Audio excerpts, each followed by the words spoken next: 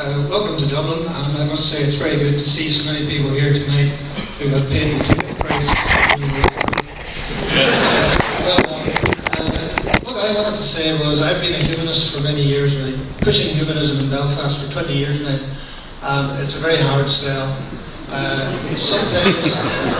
Sometimes I think that religion sort of latches on to people's emotions from a very young age.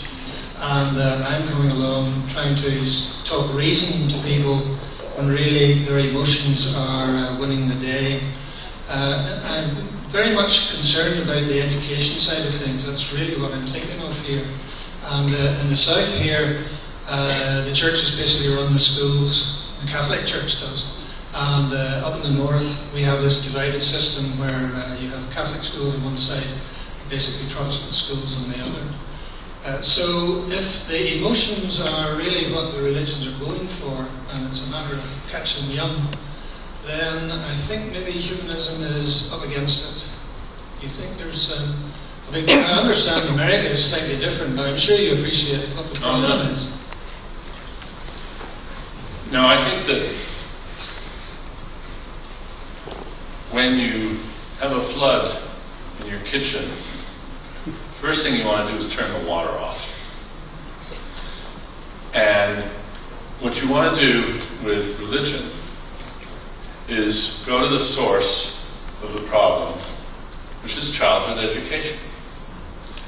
And what you want to do, what I think you want to do, is not forbid religious education, but require it.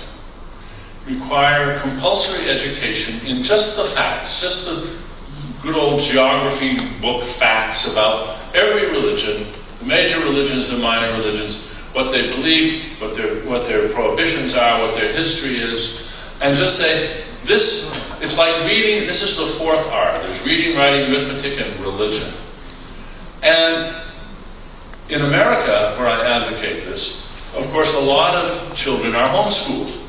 And they're homeschooled precisely because their parents are fundamentalists and do not want their children exposed to the public schools. And I would say, no, they've got to do this curriculum, and their children are going to be tested on it. Homeschoolers their children have to be tested anyway. It's not there are already some hoops that have to be jumped through. And people say, well, homeschoolers won't do a good job teaching the material. And I said, I know. I don't care. I'm sure that they will tell their children, this is the devil's work. This is evil. But you got to learn it because you're going to be tested on it. And if we want to go on homeschooling you got to pass the test.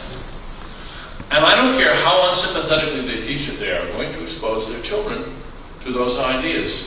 And if we could do that, then, and only then, if we solved our own problem, then we would have some leg to stand on. If we then went to the Islamic world and said, these madrasas, you really have to do something about this. We can't now. But if we had this, every religious teacher, every preacher, every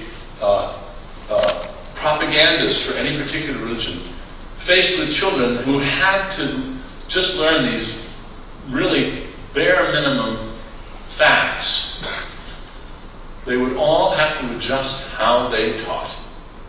They would have to meet the young children where the children were, which would be a different place from where they used to be. And I think that in itself, that's my way of turning off the water. If we could do that. You see, it seems to me that the only time we get toxic religion is when the young are the victims of enforced ignorance. And if you can remove that enforced ignorance, you make it much harder for the toxic varieties of religion to get a handhold.